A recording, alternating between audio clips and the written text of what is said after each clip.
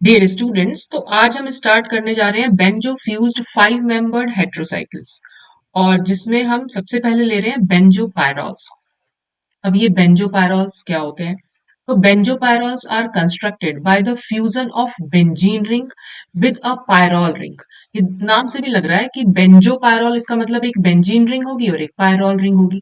बस इन दोनों का जो फ्यूजन है उससे हमारे बेंजो पायरॉल्स बनते हैं, और ये फ्यूजन जो है वो अलग अलग पोजीशन पर हो सकता है। तो इसीलिए लिखा हुआ है कि with the pyrrole ring in different ways and include following heterocycles. तो इस जब अलग अलग पोजीशंस पर बेंजीन रिंग और पायरॉल का फ्यूजन होता है तो उससे डिफरेंट डिफरेंट टाइप्स के बेंजो पायरॉल्स बनते हैं, जिसमें सबसे पहले आ रहा है इंडोल। इंडोल इसका ट्रिवियल नेम है। इसमें क्या होता है कि fusion of the benzene ring to the face b, यानी 2-3 बॉन्ड या फिर alpha beta position of the pyrrole ring. देखो पायरॉल सबसे पहले, बेंजीन तो सबको पता ही है क्या होता है। पायरॉल क्या होता है? पायरॉल को हम दिखा सकते हैं ऐसे। ये एक 5 मेंबर्ड हेट्रोसाइकिल है। इस तरह से ये पायरल होता है। अब इसकी अगर हम नंबरिंग करेंगे, तो नंबरिंग मैंने आपको बहुत स्टार्टिंग में सिखाई है, इसकी नेमिंग कैसे करते हैं हम। तो नंबर 1 हमने नाइट्रोजन को दिया, नंबर 2 आप यहाँ भी दे सकते हैं और यहाँ भी दे सकते हैं, आप कुछ भी बोल। तो अगर सपोज मैंने यहाँ से नंबर 2 दिया, नंबर 3, ये नंबर 4, तो फिर ये नंबर 5 हो जाएगा। ठीक। अब बेंजीन रिंग के साथ इसका फ्यूजन है, और बेंजीन रिंग हमने यहाँ बना दी। ये हो गई हमारी बेंजीन रिंग। ठीक। अब ये कह रहे हैं फेस बी या फिर 2-3 बॉन्ड। तो देखो 2-3 बॉन्ड पायरॉल का, हमें पायरॉल से मतलब है, ठीक है यहाँ पर। तो ये हमारा पायरॉल है, और इसका जो ये 2-3 बॉन्ड है, ये जो पूरा फेस है, यानी ये वाली जो फेस आई, ठीक है, इसको हम फेस बी बोल रहे हैं। ठीक। और जो इसका ये 3-4 बॉन्ड है, ये हमारी फेस सी होती है। और जो ये 1-2 बॉन्ड है, ये फेस ए होती है। इस तरह से हम स्टार्ट करते हैं। तो आप इसका ठीक ऑपोजिट भी अगर चलेंगे, तो ये वाली फेस भी आपकी ए फेस और ये भी बी फेस, मतलब इस तरह से होता है अगर आप नंबरिंग ऐसे कर रहे हैं तो। ठीक है। तो अभी मैं फिलहाल, हमने नंबरिंग जैसे की है, मैं आपको वैसे ही बता रही हूँ कि 1-2 बॉन्ड के बीच, यानी 1-2 बॉन्ड जो है उसको हम फेस ए बोल रहे हैं, 2-3 बॉन्ड को फेस बी बोल रहे हैं, और 3-4 बॉन्ड को फेस सी बोल रहे हैं। ठीक। तो ये आप पायरॉल में ध्यान रखिएगा।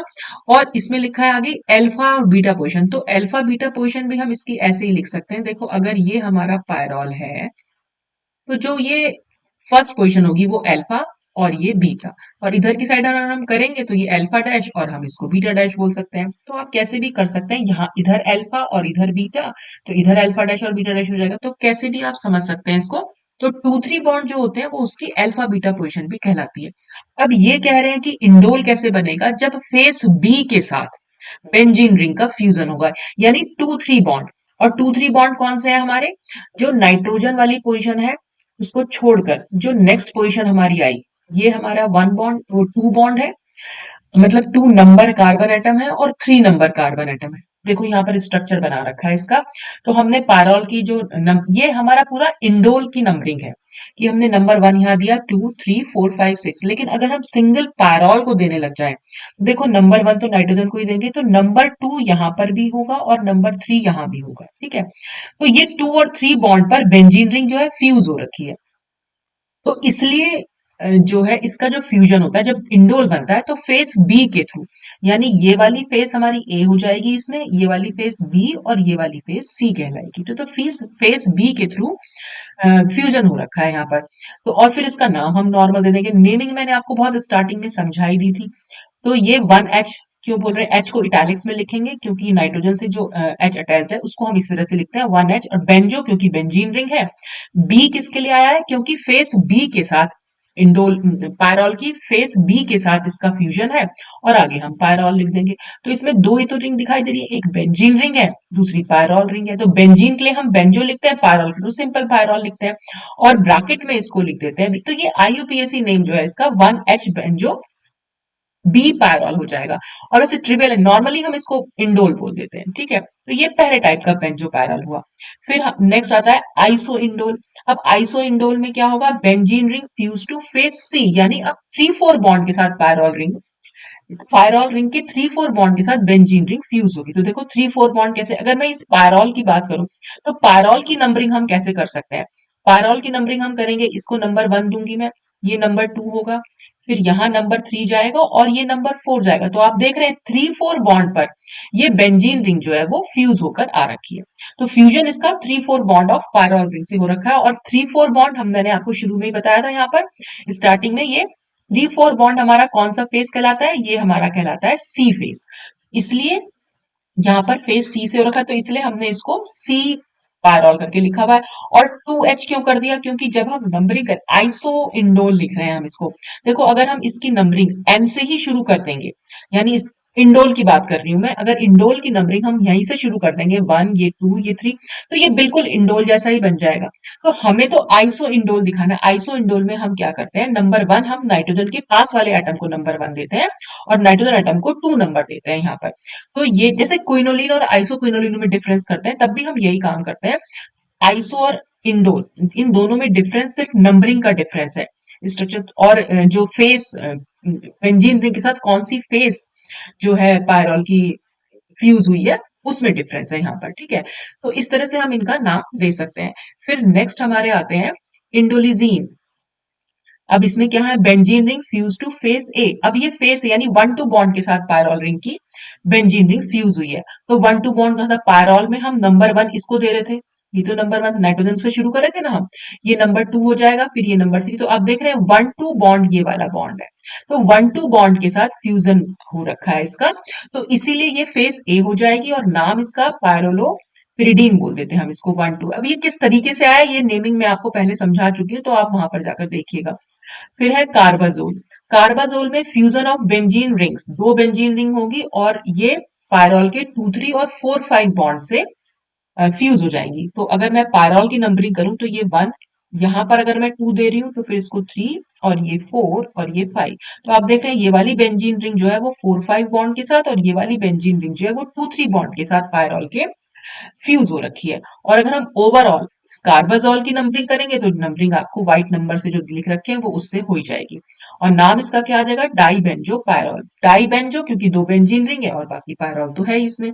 तो इस तरह से कुछ थोड़ा सा स्टार्टिंग थी इंट्रोडक्शन की बेंजो पायरॉल क्या होते हैं। तो अब हम इन बेंजो पायरॉल में, ये काफी सारे टाइप के थे, हम इसमें जो स्टडी करने जा रहे हैं वो है इंडोल। ठीक है, बहुत कॉमन है और उसी पर ज्यादातर क्वेश्चंस भी आते हैं। तो indole is the most common member of the benzopyrrole class. The chemistry of indole has been, ये सब तो आप खुद से पढ़ लीजिए, कोई बहुत इंपॉर्टेंट चीज नहीं है। बस हम इसमें यहाँ पर इसकी कुछ मेडिसिनल एप्लीकेशंस बताने जा रहे हैं। और मेडिसिनल एप्लीकेशन बेटा याद कर लेना, क्योंकि एग्जाम में कई बार पूछी गई है कि मेडिसिनल एप्लीकेशंस ऑफ बेंजोपायरॉल क्या होती है। तो आप ये यहाँ पर दे ही रखे हैं, कुछ नेचुरली अकरिंग इंडोल्स हैं, उनके बारे में ये बताया हुआ है। तो सबसे पहले serotonin, it is use as vasoconstrictor. अब ये वैसो कॉन्स्ट्रिक्टर से क्या मतलब, नाम से क्लियर हो रहा है, वैसो मतलब वेसल्स के लिए आया है, कॉन्स्ट्रिक्टर मतलब जो वेसल्स को छोटा कर दे, ठीक है। हमारी जो ब्लड वेसल्स होती है, वेसल्स माने जो ब्लड वेसल्स होती है, वो अगर छोटी हो जाएंगी तो क्या हो जाता है, एक्चुअल में ना ये वैसो कॉन्स्ट्रिक्टर दी जाती है जिनको लो ब्लड प्रेशर रहता है, उनको दी जाती है ताकि उनका ब्लड प्रेशर थोड़ा सा बढ़ सके। तो यहाँ पर क्या है, ऐसी दवाइयां दी जाती हैं जो हमारी वेसल्स को कॉन्स्ट्रिक्ट कर सके, मतलब छोटा कर सके, ठीक है, उनका साइज घटा सके, मतलब जो विड्थ होती है एक्चुअल में उनकी। जैसे अगर ये एक ब्लड वेसल है चौड़ी सी, तो अगर हम इसको दवाई देंगे ये वैसो कॉन्स्ट्रिक्टर, तो ये छोटी हो जाएगी, ठीक है। तो इससे क्या होगा कि ब्लड का प्रेशर जो है थोड़ा इंक्रीज करेगा। ब्लड तो बहता ही है हमारी ब्लड वेसल्स में, तो ब्लड का प्रेशर थोड़ा सा इंक्रीज कर जाएगा, इसलिए हम ये देते हैं ब्लड प्रेशर को इंक्रीज करने के लिए। फिर नेक्स्ट हमारा बेंजोपायरॉल है reserpine. It has tranquillising and anti hypertensive effects. Tranquillisers वो होते हैं वही जैसे एंटी हाइपरटेंसिव होते हैं, कि हाइपरटेंशन को, एंजाइटी को वो थोड़ा कम कर देते हैं हमारी, ठीक है, जो चिंताएं होती है, टेंशन होती है, वो कम करने वाले, तो वो कहलाते हैं एंटी हाइपरटेंसिव या ट्रैंक्विलाइजर्स कहलाते हैं। फिर है vincristine, it is used in the treatment of leukaemia. Leukaemia होता है बेटा ब्लड कैंसर, उस ब्लड कैंसर में हम इसको यूज करते हैं, because it arrest mitosis by an interaction with the protein tubulin. ये सब कुछ बेटा आपको याद करना है, ज्यादातर बायोलॉजिकल टर्म्स है इसमें, तो सिर्फ आपको ध्यान रखना है इनका। इर्गोटामिन, इट इज यूज्ड, ये अगेन फिर हम वैसो कॉन्स्ट्रिक्टर की तरह यूज करते हैं for treatment of migraine headache. जिन लोगों को माइग्रेन रहता है वहां पर भी यही प्रॉब्लम होती है कि उनकी ब्लड वेसल्स को छोटा किया जाता है, ठीक है, काफी बड़ी हो जाती है वो। तो indomethacin, it is an anti inflammatory agent, यानी सूजन को कम करने वाली ये दवाई है। एंटी इन्फ्लेमेटरी एजेंट होते हैं जो सूजन को, हमारी स्वेलिंग को कम कर दें। और it is used in the treatment of osteoarthritis, यानी कि जो हड्डियों से रिलेटेड होती है ना, जैसे घुटनों में कई बार दर्द हुआ है, इन सब चीजों के लिए, तो सूजन आ गई कहीं पर, तो उसलिए हम यहाँ पर इसको यूज कर लेते हैं। फिर है ऑक्सीपर्टिन, इट इज ये फिर ट्रैंक्विलाइजर है, एंटी हाइपरटेंसिव है। It is use in the treatment of mental illness, तो मेंटल इलनेस में हम इसको यूज कर लेते हैं। फिर है indoramin, it is an anti hypertensive drug, फिर से एंटी हाइपरटेंसिव है, it is used as anti hypertension agent. फिर इप्रिंडोल, इट इज न्यूरो, ये जो न्यूरो है, मतलब हमारे जो बॉडी में जो केमिकल सिग्नल्स होते हैं ना, उनको ट्रांसफर करते हैं, न्यूरॉन्स को, मसल्स को ट्रांसफर करने में ये काम आते हैं उन सिग्नल्स को।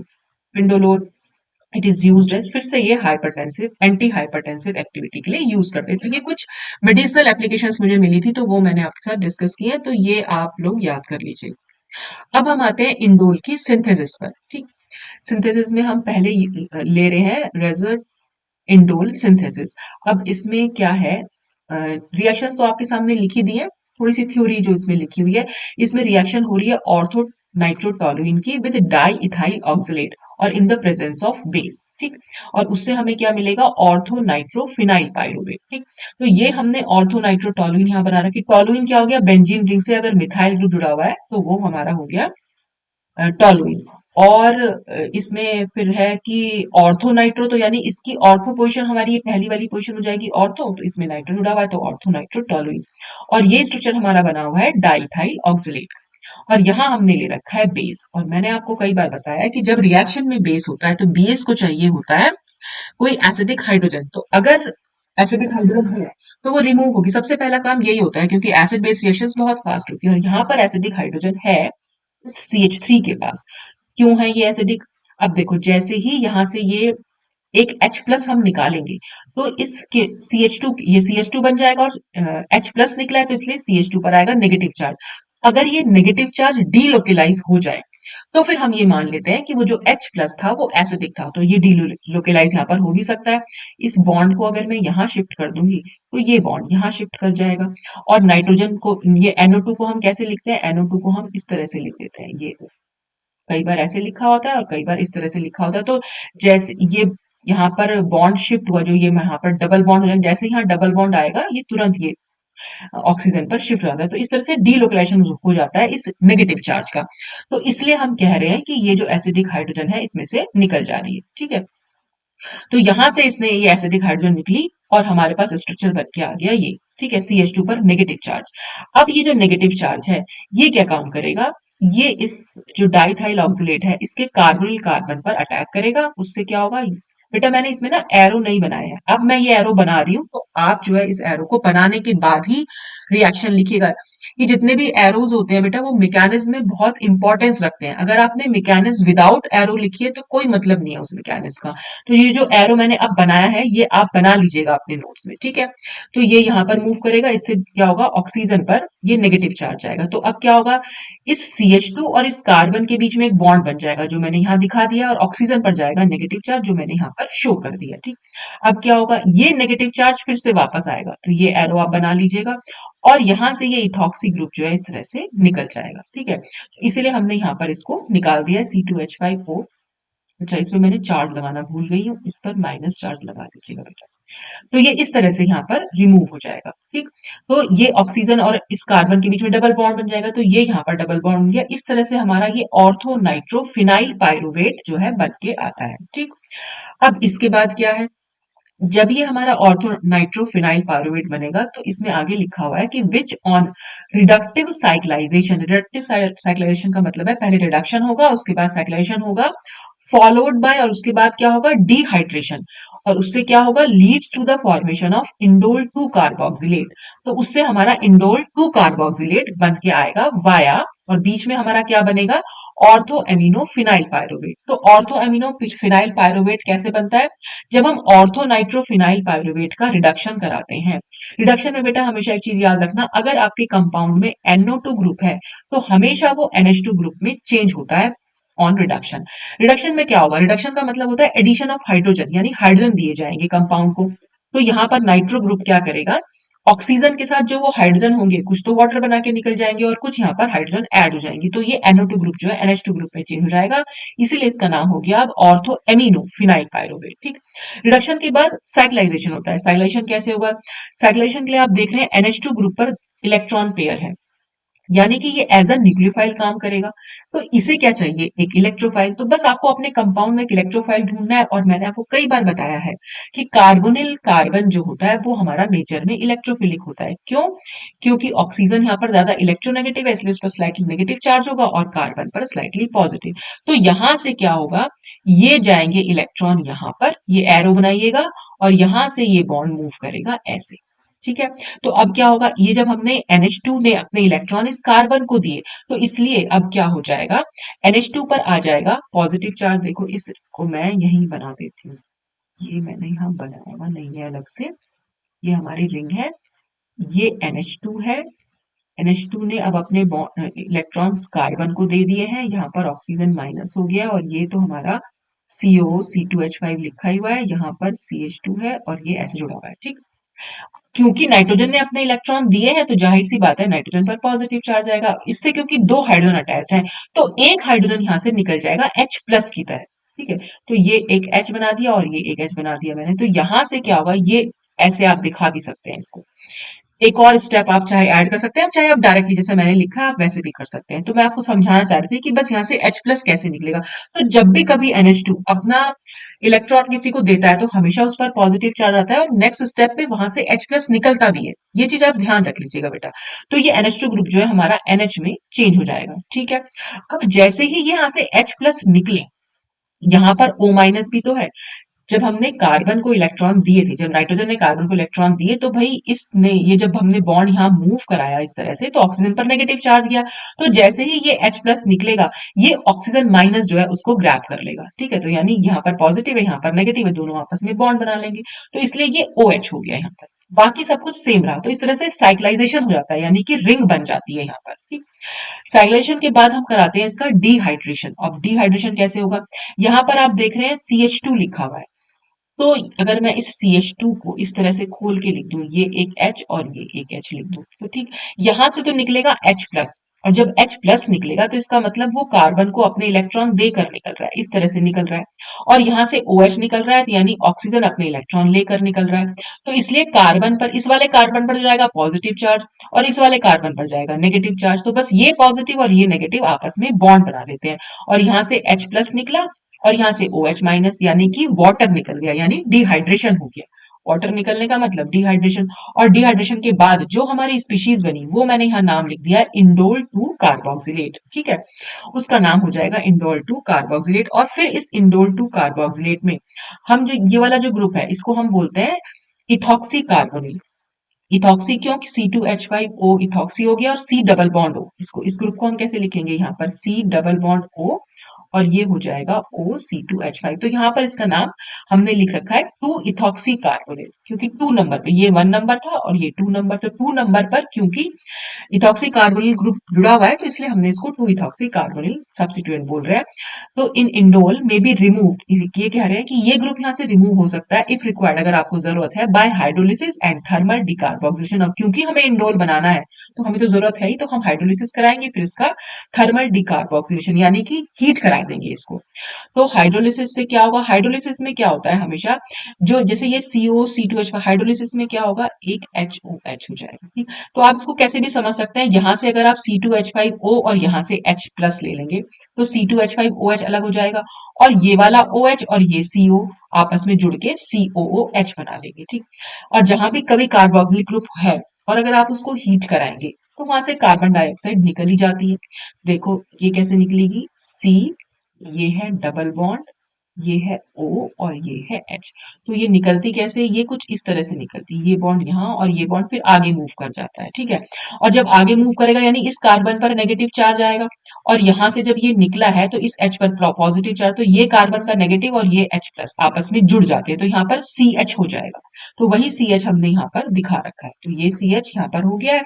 और यहाँ से कार्बन डाइऑक्साइड कैसे निकली है, देखो ये बॉन्ड जब मैंने यहाँ शिफ्ट कराया तो सी डबल बॉन्ड हो जाएगा ये। तो C double bond O already ये एक है और दूसरा सी डबल बॉन्ड ओ यहाँ पर हो जाएगा और तभी इसलिए ये बॉन्ड यहाँ पर शिफ्ट हुआ है। तो इस तरह से ये जो पोर्शन है यहाँ से ये निकल जाता है, तो CO2 यहाँ से निकल जाती है हीटिंग करने पर और हमारे पास ये हमारा कंपाउंड इंडोल जो है फॉर्म हो जाता है। तो इस तरह से हमारी ये वाली सिंथेसिस जो है वो खत्म होती है। ठीक, अब आता है, तो ये मैं बता रही थी बेटा आपको कि ये जो एरोज जो मैंने दिखाए हैं वो एरोज आप जरूर बनाइएगा, तभी आपकी रिएक्शन जो है वो कंप्लीट मानी जाएगी। नेक्स्ट आती है फिशर इंडोल सिंथेसिस, ये भी बहुत इंपॉर्टेंट सिंथेसिस है अपने आप में और इसके 4 स्टेप्स हैं, ये 1 2 3 4 जो लिखे हुए इसी को हम आगे डिस्कस करेंगे रिएक्शन के साथ। ठीक है, तो देखो यहाँ पर ये फर्स्ट स्टेप हो गया, यहाँ पर ये सेकेंड स्टेप है, ये थर्ड। तो नाम मैंने पहले लिख दिए हैं और स्टेप्स जो है मैंने यहाँ पर लिख दिए। ठीक, तो देखो फर्स्ट स्टेप में देख रहे हैं पीछे क्या लिखा हुआ है। फर्स्ट स्टेप में लिखा है, फर्स्ट स्टेप है हाइड्रोजन इन हाइड्रोजन टॉटोमेरिस, यानी यहाँ पर टॉटोमेरिस में हाइड्रोजन और इन हाइड्रोजन की। देखो पहले तो ये देखो इसका नाम हो जाएगा हमारा, ये है हमारा हाइड्रोजन। ठीक, हाइड्रोजन कैसे बना, देखो शुरू में ही लिखा हुआ है इसमें कि ये क्या कर रहा है, involves N acid catalyse cyclisation of the aryl hydrogen. हमने क्या ले रखे हैं शुरू में, एराइल हाइड्रोजन ले रखे हैं और वो किस चीज के बने, aryl hydrogens of appropriate aldehyde और कीटोन्स की। एल्डिहाइड और कीटोन्स के हमने पहले एराइल हाइड्रोजन लिए हुए हैं। एराइल हाइड्रोजन से मतलब जैसे यहाँ पर फिनाइल हाइड्रोजन है, फिनाइल हाइड्रोजन होता है बेटा C6H5NH, हाइड्रोजीन बना रही हूँ पहले तो मैं, C6H5NH, इसको हम बोलते हैं फिनाइल हाइड्रोजीन। C6H5 का मतलब है बेंजीन रिंग और हम ये कह रहे हैं हम और एल्डिहाइड और कीटोन के हाइड्रोजन बनते हैं, यानी इनकी रिएक्शन अगर हम किसी एल्डिहाइड कीटोन से करा दें, सपोज मैं कीटोन ले लेती हूँ, कोई एक जनरल कीटोन मैं बना दे रही हूँ यहाँ पर, ये इस तरह से मैं बना रही हूँ, यही तो बना सकते हैं, CO ग्रुप होता है कीटोन में। तो यहाँ पर हाइड्रोजन के साथ जब भी रिएक्शन होती है किसी एल्डिहाइड कीटोन की, तो वहां पर क्या होता है, ये वाटर जो है वहां से निकल जाता है और जब वाटर निकलता है तो ये C डबल बॉन्ड और ये N, यहाँ से C डबल मतलब कंपाउंड क्या बनेगा हमारा, C6H5NH, N double bond C और ये R हो गया और ये R हो गया। तो ये जो कंपाउंड अब हमारा बना, इसको हम बोल देते हैं कि ये बनेगा फिनाइल हाइड्रोजन ऑफ कीटोन, हम इसको ये बोलेंगे। ठीक है, तो ये हाइड्रोजन है, तो यही चीज मैंने यहाँ बना रखी है, ये बेंजीन रिंग हो गई, ये NH हो गया, N हो गया, डबल बॉन्ड C हो गया और ये जो जिसका भी रहा होगा, ये जो भी हमने यहाँ पर स्पीशीज ली होगी, जैसे यहाँ पर कीटोन ही ले रखा है कार्बन से, क्योंकि इस वाले कार्बन से इधर भी R1 है, R1 कुछ भी हो सकता है, अगर कोई मतलब कार्बन कंटेनिंग CH3 हो गया, C2H5 हो गया, कुछ भी हो गया, अगर वो R1 कार्बन कंटेनिंग कोई एल्काइल ग्रुप है तो, और इधर भी C है तो इसलिए ये कीटोन है, और अगर इस R1 की जगह मैं H लिख दूंगी तो फिर ये एल्डिहाइड हो जाएगा। तो कुछ भी हो सकता है यहाँ पर, कोई भी एल्डिहाइड या कीटोन हमने लिया हुआ है यहाँ पर, तो एक जनरल इक्वेशन मैंने यहाँ लिख दी है। ठीक, तो ये जो हमारा बना ना, ये हाइड्रोजन था। ठीक है, अब इस हाइड्रोजन से इन हाइड्रोजीन, इसका एक टॉटोमर बनता है, टॉटोमेरिज्म होती है, फर्स्ट स्टेप जो है हमारा टॉटोमेरिज्म है। तो हाइड्रोजन से ये बनी हमारी इन हाइड्रोजीन। ठीक है, इन हाइड्रोजीन हम इसको किस बेसिस पर बोल रहे हैं वो देख लो। देखो ये तो हमारा NH, फिर ये NH और फिर NH। मैंने अभी आपको बताया कि हाइड्रोजीन क्या होती है, मतलब फिनाइल हाइड्रोजीन क्या होती है, NH NH2। तो यहाँ पर क्या चेंज आया है, बस इसका एक H रिप्लेस हो गया है इस ईन से ना, डायरेक्टली आप देख रहे हैं इस N H की जगह पर ये एक ईन आ गई है, तो इसलिए हम इसका नाम ईन हाइड्रोजीन दे दे रहे हैं। तो ये तो हुई नाम की बात। अब ये टॉटोमेरिज हुई क्या, टॉटोमेरिज बहुत ही इजी होती है, उसमें होता ऐसा कुछ नहीं है। आपने क्या करना है इसमें, ये नंबरिंग करें, देखो यहाँ पर 1 नंबर है, यहाँ पर 2 और ये 3, कहाँ कहाँ पर चेंज हुआ है बस मैं वो आपको यहाँ बता दे रही हूँ। फिर इसको भी मैं नंबर 1 दे दे रही हूँ, नंबर 2 और ये नंबर 3। ठीक, तो इसमें होता क्या है कि 1 2 के बीच का डबल बॉन्ड 2 और 3 के बीच में चला जाता है। तो देख रहे हैं आप, 1 2 के बीच का डबल बॉन्ड क्या है, 2 और 3 के बीच में, और जो 3 नंबर पर हाइड्रोजन है अब वो 1 नंबर पर शिफ्ट हो जाएगा।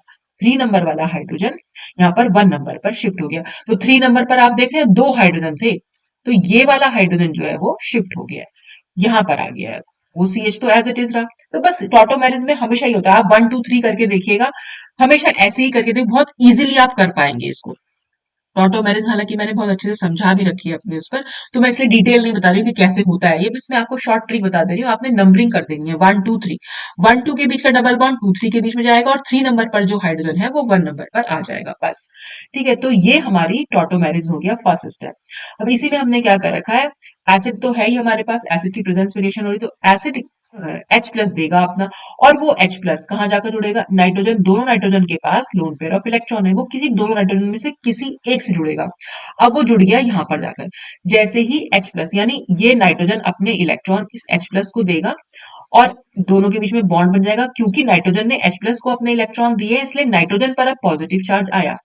और वैसे कायदे में तो देखो ये NH भी दे सकता था अपने इलेक्ट्रॉन, लेकिन उसने नहीं दिए। क्यों नहीं दिए? क्योंकि यहाँ पर जो इस नाइट्रोजन पर जो पॉजिटिव चार्ज है वो डीलोकेलाइज हो सकता है। क्यों? क्योंकि पॉजिटिव चार्ज से नेक्स्ट जो डबल बॉन्ड है वो हमारा कॉन्जुगेटेड है, तो यहाँ डबल बॉन्ड को अगर मैं यहाँ शिफ्ट कर दूंगी तो फिर ये पॉजिटिव चार्ज इस वाले कार्बन पर चला जाएगा, और जबकि यहाँ पर अगर पॉजिटिव चार्ज आता तो वो डीलोकेलाइज नहीं हो पाता, क्योंकि इधर तो बेंजीन रिंग थी, बेंजीन रिंग का डबल बॉन्ड तो नहीं शिफ्ट होता, क्योंकि फिर बेंजीन रिंग की एरोमेटिसिटी डिस्टर्ब हो जाती, बेंजीन रिंग पर पॉजिटिव चार्ज आता, उस वो इसलिए नहीं यहाँ पर हो पाया, इसलिए हमने इस वाले नाइट्रोजन में H प्लस को ग्रैब किया। ठीक, फिर आता है यहाँ पर सेकेंड स्टेप। सेकेंड स्टेप है हमारा क्लेजन टाइप रीअरेंजमेंट, यानी यहाँ पर होगी 3 3 सिग्मा ट्रॉपिक रीअरेंजमेंट।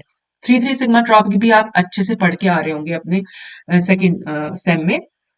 वो क्या होता है, उसमें क्या करते हैं, हमें सिर्फ नंबरिंग करनी है, उसमें 3 3 देखो नंबरिंग करती है, पहले तो मैं 1, ये 2, ये 3, ठीक है, ऐसी नंबरिंग यहाँ पर होगी, 1, ये 2, ये 3। नंबरिंग हम ऐसे करते हैं कि 2 और 3 के बीच में डबल बॉन्ड आए, हमें क्या देखना होता है, डबल बॉन्ड से अटैच सिंगल, मतलब हमें कुछ एलाइलिक टाइप देखना होता है, वो सब कुछ तो आप वहां पर सिग्मा ट्रॉपिक में पढ़ के आएंगे, उतना डिटेल में नहीं बता रही हूँ मैं। इसमें मेन चीज होती है कि 1 1 के बीच का बॉन्ड टूटेगा और 3 3 के बीच बॉन्ड लग जाएगा। अब वो होगा कैसे, वो सिर्फ बॉन्ड का मूवमेंट है, पेरिसाइक्लिक रिएक्शंस में जनरली हम बॉन्ड का मूवमेंट ही दिखाते हैं। तो मैं एक बार फिर से नंबरिंग कर दे रही हूँ, 1, ये 2, ये 3, ये 1, ये 2, ये 3। तो होता क्या है, इसमें 2 3 का बॉन्ड मूव करेगा, अरे सॉरी मैंने उल्टा मूव करा दिया इसको, देखो, चलो इसको ऐसे भी कर सकते हैं, हाँ ठीक है, मैं इसको अगर ऐसे मूव कराऊंगी तो ये ऐसे मूव करेगा और ये ऐसे मूव करेगा, ये आप जो है ये एरो वहां पर बना दीजिएगा बेटा, तो इससे आपको क्लियर। अब ये देखो, जब ये पूरा का पूरा बॉन्ड यानी 1 1 के बीच का बॉन्ड तो टूट गया, वो कहां पर चला गया, सी और एन के बीच में, तो मैंने ये सी और एन के बीच में यहाँ डबल बॉन्ड बना दिया। फिर इसके 2 और 3 के बीच का बॉन्ड मूव कहाँ करा, 3 3 के बीच में, तो इसलिए ये 3 3 के बीच में बॉन्ड मूव कर गया और यहाँ पर भी सिंगल बॉन्ड रह गया। फिर जो ये बेंजीन रिंग का डबल बॉन्ड था ये भी मूव करा कहाँ, 1 और 2 के बीच में, तो इसलिए 1 और 2 के बीच में डबल बॉन्ड आ गया और ये बेंजीन रिंग वाला डबल बॉन्ड शिफ्ट कर गया। और देखो 1 और 1 के बीच है, नाइट्रोजन नाइट्रोजन के बीच का बॉन्ड टूट चुका है, तो यहाँ पर वो ब्रेक हो गया। तो यही होता है हमारा क्लेजन टाइप रीअरेंजमेंट, जिसमें यहाँ पर क्या नाइट्रोजन नाइट्रोजन के बीच का बॉन्ड टूटा है और कार्बन कार्बन के बीच बॉन्ड बना है। तो इस तरह से ये हमारा सेकेंड स्टेप हुआ। इसके बाद सेकेंड स्टेप में हमने सिर्फ इतना सा चेंज किया हुआ है, कुछ भी नहीं हो रखा है यहाँ से, ये एक H, देखो बेंजीन की एरोमेटिसिटी यहाँ पर डिस्टर्ब हो गई, ठीक है, अब वो वापस तो आनी है, तो ये बॉन्ड फिर से वापस यहाँ आएगा और ये बॉन्ड जो है यहाँ मूव करेगा। ठीक, तो जब ये बॉन्ड यहाँ मूव करेगा, डबल बॉन्ड हो जाएगा, यहाँ से H प्लस निकलेगा, और वो H प्लस नाइट्रोजन के पास, क्योंकि अब ये बॉन्ड मूव करके नेगेटिव चार्ज बना लेगा, तो इसलिए ये वाला H प्लस जो है उस नेगेटिव चार्ज से जुड़ जाएगा, तो इसलिए यहाँ पर NH2 हो गया, और हमने यहाँ पर देख रहे हैं यहाँ पर इस वाली क्वेश्चन पर अब कोई हाइड्रोजन नहीं है, तो वही हाइड्रोजन जो है वो यहाँ पर मूव किया है। ठीक है, अब इसमें आएगा हमारा थर्ड स्टेप। थर्ड स्टेप में होगा साइक्लाइजेशन। और साइक्लाइजेशन कैसे हो रहा है, साइक्लाइजेशन किस में होगा, ये जो यहाँ ये वाली ओपन कंपाउंड है, देखो नाइट्रोजन पर लोन पेयर ऑफ इलेक्ट्रॉन है और यहाँ पर C डबल बॉन्ड N है। एक तो ये चीज ध्यान रखना, अगर आपके कंपाउंड में कहीं पर भी ये एमीन ग्रुप है और आपके कंपाउंड में कहीं C डबल बॉन्ड O हो या नाइट्रोजन हो, तो मैक्सिमम टाइम ये रिएक्शन होती ही होती है कि ये अपने इलेक्ट्रॉन इसको देगा और ये बॉन्ड इस तरह से मूव करेगा, तो ये ऐसा होता ही होता है। ठीक है, तो वही मैं यहाँ दिखाने जा रही हूँ, आप फिर से एरो बना लीजिएगा, ये यहाँ पर आएगा और ये बॉन्ड जो है फिर से नाइट्रोजन पर मूव करेगा, तो जब ये बॉन्ड नाइट्रोजन पर मूव करेगा तो नाइट्रोजन पर नेगेटिव चार्ज आएगा, नाइट्रोजन पर पॉजिटिव चार्ज पहले से है, फिर नेगेटिव भी आएगा, दोनों न्यूट्रलाइज हो गए, सी और एन के बीच में एक सिंगल बॉन्ड रह गया, तो बस ये सी और ये सिंगल बॉन्ड हमने यहाँ बना दिया, NH2 को एज इट इज लिख दिया। अब क्योंकि इस वाले नाइट्रोजन ने अपने इलेक्ट्रॉन इस कार्बन को दिए हैं, तभी तो ये वाला बॉन्ड बन के आया है, तो इस वाले नाइट्रोजन पर पॉजिटिव चार्ज आएगा, वही पॉजिटिव चार्ज हमने यहाँ पर दिखा दिया। ठीक, फोर्थ स्टेप में फोर्थ स्टेप में क्या होगा, एलिमिनेशन ऑफ अमोनिया। अब वो कैसे होगी वो भी देख लेते हैं।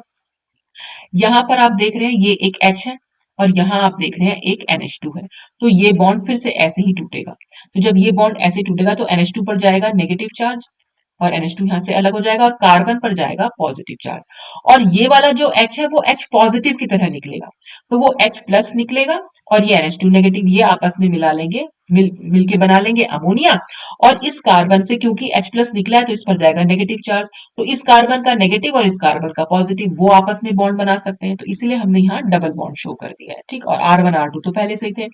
अब एक और चीज यहाँ पर हुई है कि ये NH2 पर पॉजिटिव चार्ज है, अब इस नाइट्रोजन को अपना पॉजिटिव चार्ज तो खत्म करना ही है, तो बस वो वहां से H प्लस निकलेगा, तो ये जो शुरू में हमने H प्लस लिया था वो H प्लस भी हमने वापस कर दिया, तो वो H प्लस यहाँ से निकल जाएगा, ये NH2 की जगह NH बच जाएगा। तो इस तरह से हमारा ये इंडोल का डेरिवेटिव बन के आएगा। तो ये थी हमारी फिशर इंडोल सिंथेसिस, तो ये यहाँ पर खत्म होती है। अब इसके बाद हम देखेंगे इसकी केमिकल रिएक्शंस, इंडोल की केमिकल रिएक्शंस, जिसमें सबसे पहली रिएक्शन आती है रिएक्शन विद इलेक्ट्रोफाइल्स। इलेक्ट्रोफाइल्स के साथ रिएक्शन होगी, तो इंडोल की कुछ कुछ पोजीशंस हैं जहां जहां पर वो रिएक्शन हो सकती है, तो वो सब कुछ ही इसमें लिखा हुआ है, वो मैं आपको समझा देती हूँ नेक्स्ट में, लिखा हुआ आप अपने आप से देख लीजिएगा, कोई बहुत ज्यादा मुश्किल चीज नहीं है, मैं आपको समझा रही हूँ इसको रिएक्शन के साथ, ठीक है। तो अब हम देख लेते हैं इसकी रिएक्शन। तो देखो यहाँ पर मैं आपको पोजीशन नंबर दूं, अगर ये नंबर 1 था, ये नंबर 2 और ये नंबर 3, ठीक है, इसको हम अल्फा भी बोल सकते हैं और इसको हम बीटा बोल सकते हैं, ठीक। तो सबसे पहले हम ये बोल रहे हैं बीटा सब्स्टिट्यूशन, या इलेक्ट्रोफाइल क्या है, पॉजिटिव चार्ज, इलेक्ट्रॉन कोई भी स्पीशीज जिस पर पॉजिटिव चार्ज होगा, तो इलेक्ट्रोफाइल वहां पर अटैक करेगा जहां पर इस रिंग में उसे नेगेटिव चार्ज दिखाई देगा, ठीक। तो अगर हम ये कह रहे हैं कि बीटा सब्स्टिट्यूशन कराएं, यानी कि पोजीशन नंबर 3 पर इलेक्ट्रोफाइल का अटैक कराएं, तो उसका मतलब ये हो जाएगा कि हम इस बॉन्ड को ऐसे शिफ्ट कर रहे हैं, ये समझ में आया। मैं इसको एक बार दोबारा से इधर सिर्फ इतना ही पोर्शन बना दे रही हूँ, NH, ये डबल बॉन्ड, ठीक है, ये हमारी अल्फा पोजीशन है, ये हमारी बीटा पोजीशन है, या ये हमारी 2 है और ये हमारी 3 है, तो हम ये कह रहे हैं कि हम बीटा सब्स्टिट्यूशन करा रहे हैं, यानी कि पोजीशन 3 पर, तो हम इस बॉन्ड को फिर ऐसे शिफ्ट करेंगे, तो जब ये बॉन्ड ऐसे शिफ्ट होगा तो यहाँ पर जाएगा नेगेटिव, ये बॉन्ड यहाँ से खत्म होगा और अल्फा पोजीशन पर जाएगा पॉजिटिव, तो वही चीज यहाँ पर दिखा रखी है, अल्फा पोजीशन पर पॉजिटिव चार्ज है और इस पर जो नेगेटिव चार्ज गया था उसी से इलेक्ट्रोफाइल जो है हमारा जुड़ गया है, और इसलिए ई को हमने यहाँ पर दिखा दिया, ठीक। अब हम इसका जो है फिर से एक वो देख सकते हैं रेजोनेटिंग स्ट्रक्चर, तो रेजोनेटिंग स्ट्रक्चर में आपको यहाँ नाइट्रोजन के ऊपर इलेक्ट्रॉन पेयर दिखाई दे रहा है, यहाँ पर पॉजिटिव चार्ज भी है, तो क्या करेगा नाइट्रोजन अपने इलेक्ट्रॉन यहाँ दे देगा, नाइट्रोजन जब अपने इलेक्ट्रॉन देगा तो डबल बॉन्ड आ जाएगा और नाइट्रोजन पर आएगा पॉजिटिव चार्ज, ठीक है। तो ये इसकी दो स्पीशीज यहाँ, मतलब दो रेजोनेटिंग स्ट्रक्चर यहाँ पर फॉर्म हो गए। अब हम देख रहे हैं कि अगर हम अल्फा सब्स्टिट्यूशन कराएं, और अल्फा सब्स्टिट्यूशन कराने का मतलब है पोजीशन नंबर 2 पर अटैक, और पोजीशन नंबर 2 पर अटैक कराने का मतलब है कि जो ये वाला बॉन्ड है इसको हम ऐसे शिफ्ट करा रहे हैं इधर की साइड नंबर 2 पर, तभी तो 2 पर नेगेटिव और 3 पर पॉजिटिव चार्ज जाएगा, तो जब 2 पर नेगेटिव आएगा तो ये वाला इलेक्ट्रोफाइल जो है नंबर 2 पर अटैक करेगा, तो वही चीज हमने यहाँ पर दिखा दी, 3 पोजीशन पर पॉजिटिव चार्ज गया और 2 नंबर पर इलेक्ट्रोफाइल ने अटैक किया। अब फिर से हम अगर हम इसकी रेजोनेटिंग स्ट्रक्चर दिखाना चाहें तो हम कैसे दिखा सकते हैं, पॉजिटिव चार्ज से ये वाला डबल बॉन्ड जो है वो कॉन्जुगेशन में है, वो क्या करेगा, वो यहाँ पर शिफ्ट हो जाएगा, इसको आप ऐसे बनाना है, एरो में बना रही हूँ, एरो बना दीजिएगा, ठीक है। ये हमने जब यहाँ पर शिफ्ट कर दिया तो अब पॉजिटिव चार्ज इस वाले कार्बन पर चला जाएगा, वही हमने यहाँ दिखा दिया, ठीक। अब क्या होगा, उससे हम क्या कर सकते हैं यहाँ से, जब हम इस वाले बॉन्ड को यहाँ पर शिफ्ट करेंगे, या तो यहाँ पर बॉन्ड को शिफ्ट करेंगे या ये वाला बॉन्ड शिफ्ट हो सकता है, पहले हम ये नाइट्रोजन वाले बॉन्ड को यहाँ शिफ्ट कर रहे हैं, तो नाइट्रोजन वाले बॉन्ड को यहाँ शिफ्ट करेंगे तो ये पॉजिटिव चार्ज कहाँ पर जाएगा, नाइट्रोजन पर चला गया, ठीक है। तो एक तो हमने ये रेजोनेटिंग स्ट्रक्चर बना दिया इसका, दूसरा स्ट्रक्चर कैसे बन सकता है कि ये वाला पॉजिटिव चार्ज इस वाले डबल बॉन्ड के हेल्प कॉन्जुगेशन में है, तो ये डबल बॉन्ड को हम यहाँ पर शिफ्ट कर सकते हैं, तो वही हमने यहाँ किया, डबल बॉन्ड को जैसे ही हमने यहाँ शिफ्ट किया तो अब ये पॉजिटिव चार्ज इस वाले कार्बन पर चला जाएगा, तो वही हमने यहाँ पर दिखा रखा है। फिर नेक्स्ट में हम क्या दिखा सकते हैं, ये डबल बॉन्ड यहाँ शिफ्ट कर दिया और ये पॉजिटिव चार्ज यहाँ पर चला गया, तो इस तरह से हम इसकी जो है हमने अलग अलग रेजोनेटिंग फॉर्म बनाई। अब हम ये देखेंगे कि इन दोनों पोजीशन पर अटैक कराने से कौन सी रेजोनेटिंग फॉर्म ज्यादा स्टेबल होती है, ठीक है। तो देख रहे हैं आप इस वाले फर्स्ट और सेकंड दोनों में ही ये जो बेंजीनॉइड स्ट्रक्चर था, यानी जो बेंजीन रिंग थी वो हमारी इंटैक्ट रही, उस पर कोई चेंज नहीं हुआ, उसके तीनों बॉन्ड एज इट इज है, यानी बेंजीन रिंग यहाँ पर एरोमेटिक थी तो एरोमेटिक ही रही, लेकिन बाकी जो हम क्वेश्चन नंबर 2 पर कराया, तो चाहे आप first, second, third, fourth, fifth कोई भी स्ट्रक्चर देख लीजिए आप इसमें। फर्स्ट पे तो खैर है ही, चलो, लेकिन सेकंड, थर्ड, फोर्थ, फिफ्थ में आप देख रहे हैं बेंजीन रिंग का डबल बॉन्ड सिर्फ दो ही हैं। तीसरा डबल बॉन्ड है ही नहीं, यानी उसकी एरोमेटिसिटी यहाँ पर लूज हो चुकी है। तो इसलिए जो ये वाले जितने भी स्ट्रक्चर बने वो हमारे सबके सब अनस्टेबल थे। तो अनस्टेबल स्ट्रक्चर बने हैं, तो इसलिए इस पर अटैक ज्यादा सुटेबल नहीं रहेगा। तो इसलिए हमारा जो इंडोर पर जब इलेक्ट्रोफाइल अटैक करता है तो वो पोजीशन 3 पर अटैक करता है, क्योंकि उससे हमें यहाँ पर दो रेजोनेटिंग स्ट्रक्चर्स मिलते हैं, जिसमें बेंजीन रिंग जो है हमारी इंटैक्ट है। जबकि अल्फा सब्स्टिट्यूशन अगर हो रहा है तो हमारे पास सिर्फ एक ही स्ट्रक्चर ऐसा मिल रहा है जिसमें हमारी बेंजीन रिंग इंटैक्ट है, बाकी के जो चार हैं वो सबके सब हमारे बेकार, मतलब अनस्टेबल मिल रहे हैं, ठीक है। तो इसलिए यहाँ पर पोजीशन 3 पर इलेक्ट्रोफाइल का अटैक ज्यादा सुटेबल माना जाता है। लेकिन हाँ, अगर पोजीशन 3 ऑलरेडी ब्लॉक्ड है तब फिर पोजीशन 2 पर हो सकता है अटैक, ठीक है, फिर तो मजबूरी है। तो ये हमारे इलेक्ट्रोफाइल आ जाएगी। सबसे पहले हम कराते हैं इलेक्ट्रोफिलिक रिएक्शन है ये सारी की सारी। तो इलेक्ट्रोफिलिक सब्स्टिट्यूशन है, तो सबसे पहले इसमें आ रहा है नाइट्रेशन। नाइट्रेशन के लिए हमने क्या यूज कर रखा है, ये है नाइट्रोइथेन, ठीक है। और नाइट्रोइथेन में हमारा जो इलेक्ट्रोफाइल होगा वो NO2 प्लस होगा, ये NO2 पे पॉजिटिव चार्ज, ठीक है। तो हमने बस डायरेक्ट दिखा रखा है, इसमें आपको कुछ करना ही नहीं, ये 1 पोजीशन, ये 2 और ये 3। तो 3 पोजीशन पर जाकर आपको इलेक्ट्रोफाइल को जोड़ देना है, बस और कुछ नहीं, ठीक है। यहाँ पर जो H है वो H प्लस की तरह निकल जाएगा यहाँ से। फिर है हेलोजिनेशन। हेलोजिनेशन में हम क्लोरीनेशन करा सकते हैं, ब्रोमिनेशन, आयोडीनेशन, कुछ भी करा सकते हैं। क्लोरीनेशन कराएंगे तो हमने सल्फ्यूराइड क्लोराइड को यूज कर रखा है, ब्रोमिनेशन कराएंगे तो हमने ब्रोमीन यूज कर रखा है इन प्रेजेंस ऑफ डाइऑक्सिन।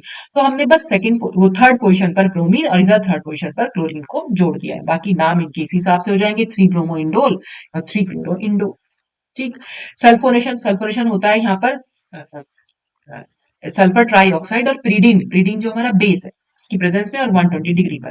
तो बस जुड़ना वही है कि यहाँ से जो H निकलेगा वो इस H से यहाँ पर आकर जुड़ जाता है, ठीक है, इसलिए SO3H जो है यहाँ पर जुड़ता है।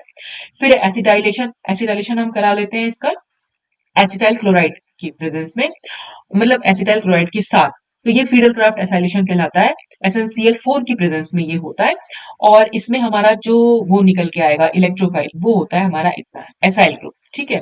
तो ये बस एसिटाइल ग्रुप है, ये थर्ड पोजीशन पर जाकर जुड़ जाएगा, 3 एसिटाइल इंडोल हो गया। बहुत इजी सी रिएक्शन है, इसलिए मैं बहुत जल्दी बता रही हूँ। मिथाइलेशन, मिथाइलेशन में क्या होगा, मिथाइल आयोडाइड के साथ रिएक्शन होगी। यहाँ से जो H है वो H प्लस की तरह निकलेगा, इस I के साथ रिएक्ट करके HI बना लेगा, और जो CH3 हमारा पॉजिटिव चार्ज है यानी इलेक्ट्रोफाइल है वो इस पर अटैक कर देगा। तो 3 मिथाइल इंडोल। तो ये हमारी थी इलेक्ट्रोफिलिक सब्स्टिट्यूशन रिएक्शंस। अब आती है नेक्स्ट है मैनेज रिएक्शन। देखो अब मैनेज रिएक्शन में क्या होगा, मैनेज रिएक्शन बहुत फेमस रिएक्शन है। तो इसमें हम क्या कर रहे हैं, ये इसमें एल्डिहाइड लिया जाता है, सेकेंडरी एमीन ली जाती है, और फिर एक हम एसिड भी लेते हैं उनकी रिएक्शन के साथ, फिर हम ये इंडोल की रिएक्शन करा रहे हैं। तो इसमें होगा क्या, देखो सबसे पहले हमने इसमें एक सेकेंडरी एमीन ले रखी है, एन एन डाइमिथाइल एमीन, तो ये हमारी है एन एन डाइमिथाइल एमीन। फिर हमने फॉर्मेल्डिहाइड लिया हुआ है, फॉर्मेल्डिहाइड क्या होगा, CH2 डबल बॉन्ड O, इसको हम ऐसे लिख सकते हैं। और हमने ले रखा है एक वीक एसिड, एसिड है तो इसलिए H प्लस भी होगा। ऑक्सीजन के पास इलेक्ट्रॉन है, ये ऑक्सीजन अपने इलेक्ट्रॉन इसको दे देगा, ऑक्सीजन पर पॉजिटिव चार्ज आ जाएगा और ये H जो है ऑक्सीजन से जुड़ जाएगा। तो वही सब हमने यहाँ पर दिखा दिया डायरेक्टली, ठीक है। इस मिथाइल एमीन और इस फॉर्मेल्डिहाइड के बीच में रिएक्शन होनी है। वो रिएक्शन कैसे हो सकती है, देखो अगर ये बॉन्ड मैं यहाँ पर शिफ्ट कर दूं तो इस कार्बन पर पॉजिटिव चार्ज जाएगा, तो नाइट्रोजन अपना इलेक्ट्रॉन इस कार्बन को दे देगा, ठीक है। और जब नाइट्रोजन अपने इलेक्ट्रॉन कार्बन को देगा तो नाइट्रोजन पर जाएगा पॉजिटिव चार्ज, तो हमारी ये वाली स्पीशीज बनी। इसके बाद इस स्पीशीज से हमारा H2O निकलेगा। तो वो H2O कैसे निकलेगा, यहाँ पर देखो ये OH है और ये एक H है, तो यहां से तो OH निकला, देखो ये एक्चुअल में हुआ क्या, CH3 होल ट्वाइस N, ये ऐसे कर रखा है और एक H ऐसे है, ये CH2 और ये OH। तो देखो ये OH जब यहां से ऐसे निकलेगा और ये इस पे पॉजिटिव चार्ज है, ये ऐसे निकला, तो यहाँ पर क्या होगा, इस पर नेगेटिव चार्ज भी आ गया तो इसका तो सब खत्म हो गया, ठीक है। यहाँ से H हट गया और ये OH माइनस यहाँ से हट गया, तो H2O तो निकल गया यहाँ से H, और ये OH निकल गया। अब ये पॉजिटिव चार्ज आएगा इस कार्बन पर, तो यहाँ पर क्या हुआ, नाइट्रोजन के पास जो लोन पेयर ऑफ इलेक्ट्रॉन है वो इसको दे सकता है। जब इसको दे देगा तो नाइट्रोजन पर पॉजिटिव चार्ज आ जाएगा और कार्बन का पॉजिटिव चार्ज खत्म हो जाएगा। तो हम इस तरह से दिखा सकते हैं, या हम इसको कैसे दिखा सकते हैं कि ये वाला जो बॉन्ड है अगर मैं इसको वापस से यहीं शिफ्ट कर दूं, तो क्या होगा, हम ये वाली स्पीशीज बना सकते हैं। तो इस तरह हमारा ना एक कार्बोकेटायन बन के आ जाता है यहाँ पर, ठीक है।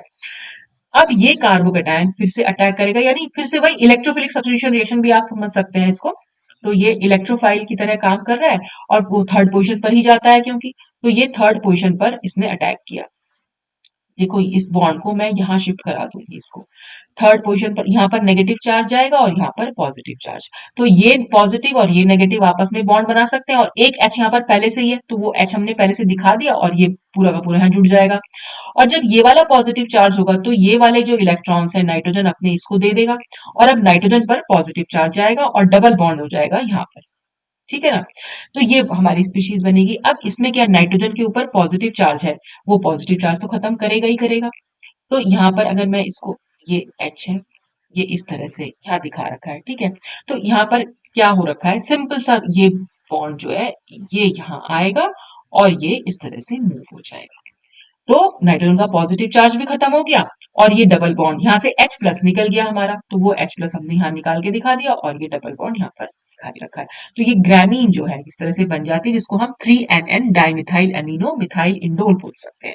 तो इस तरह से मैनेज रिएक्शन को हम, मैनेज रिएक्शन में ना बहुत सारी रिएक्शंस होती है, मतलब बहुत सारे कंपाउंड का दिखा सकते हैं, पर मेन जो इंग्रेडिएंट्स हैं उनके वो यही होते हैं कि फॉर्मेल्डिहाइड होगा, एक लेते हैं हम उसमें, सेकेंडरी अमीन लेते हैं, प्रेजेंस ऑफ एसिड कराई जाती है, ठीक है। नेक्स्ट रिएक्शन है इसमें ऑक्सीडेशन। ऑक्सीडेशन में क्या होता है, क्लीवेज होता है C2 और C3 बॉन्ड का, यानी ये वन बॉन्ड है, ये 2 और ये 3, तो यहाँ पर क्लीवेज होती है। जब ये क्लीवेज होगी, देखो यहाँ पर भी CH है और यहाँ पर भी CH है, ओजोन है और ऑक्सीडेशन हो रहा है, तो ओजोन इसको क्या करती है, ऑक्सीजन प्रोवाइड कर देती है। तो CH पर अगर एक ऑक्सीजन मिल जाएगी तो CHO बन जाएंगे, तो ये CHO बन जाते हैं। तो ये इस तरह से 2 फॉर्म एमिडो बेंजल्डिहाइड यहाँ पर फॉर्म होता है ऑक्सीडेशन के थ्रू, ठीक है। और फिर नेक्स्ट है रिडक्शन। रिडक्शन इसमें दो टाइप का दिखा रखा है, एक तो हमने दे रखा है विद Zn और HCl, और इसमें होगा क्या, सिंपल हाइड्रोजन दी जाती है। रिडक्शन का मतलब होता है एडिशन ऑफ हाइड्रोजन। देखो यहाँ पर भी CH है और ये भी CH है। जिंक और HCl इनका वही काम है कि ये हाइड्रोजन को प्रोवाइड करते हैं, तो हाइड्रोजन जब दी जाएगी इनको, तो उससे क्या होगा, ये एक हाइड्रोजन अगर यहाँ मिल जाए और एक हाइड्रोजन यहाँ मिल जाए तो डबल बॉन्ड सिंगल बॉन्ड में चेंज हो जाएगा, और ये CH2 हो जाएंगे, तो यहाँ पर ये भी CH2 है और ये भी CH2 है, तो दोनों को हाइड्रोजन हाइड्रोजन जो है वो मिल गए। तो 2,3 डाई हाइड्रो इंडोल। 2,3 क्यों, पोजिशन का नाम लिख दिया, यहाँ पर 2 और यहाँ पर 3, डाई हाइड्रो क्योंकि दो हाइड्रोजन दिए गए, तो 2,3 डाई हाइड्रो इंडोल। और इसके अलावा हम करा सकते हैं निकल और हाइड्रोजन की प्रेजेंस में 250 डिग्री सेंटीग्रेड टेम्परेचर है, इसमें कंप्लीट रिडक्शन हो जाता है। सारे जो यहाँ पर तो कहीं कोई एच है नहीं, यहाँ पर एक एच जुड़ जाएगा, यहाँ जुड़ेगा, यहाँ जुड़ेगा, ये सारी पोजीशन पर जाकर जुड़ जाएगा। तो इसलिए अब इसका नाम क्या हो जाएगा, इसको हम बोल रहे हैं ऑक्टाहाइड्रो इंडोल। तो इस तरह से ये रिएक्शन जो है, देखो यहाँ पर भी जुड़ा है ये ना, यहाँ पर तो 1 2 3 4 कोई हाइड्रोजन नहीं थी, लेकिन यहाँ पर अब हाइड्रोजन है। तो इन वाली पोजीशन पर भी कुल मिलाकर ये कितनी पोजीशन हो गई, 1 2 3 4 5 6 7 8, क्योंकि 8 पोजीशन पर जाकर हर पोजीशन पर हाइड्रोजन जुड़ा है। यहाँ पर भी CH2, ये भी CH2, यहाँ CH2, ये भी CH2, तो इसलिए ये इसको हम बोल रहे हैं ऑक्टाहाइड्रो इंडोल। तो इस तरह से ये इसकी सारी रिएक्शंस आ गई, सिंथेसिस आ गई, उसकी मेडिसिनल एप्लीकेशन आ गई। तो ये सब कुछ था बेंजोपायरॉल के बारे में। तो अगर आता है इंडोल से नहीं आएगा, अगर आएगा बेंजोपायरॉल तो आपको इंडोल के बारे में ही लिखना है, ठीक है। तो इस तरह से आप ये क्वेश्चन को अटेम्प्ट कर सकते हैं। तो आज के लिए बस इतना ही। Thanks for watching.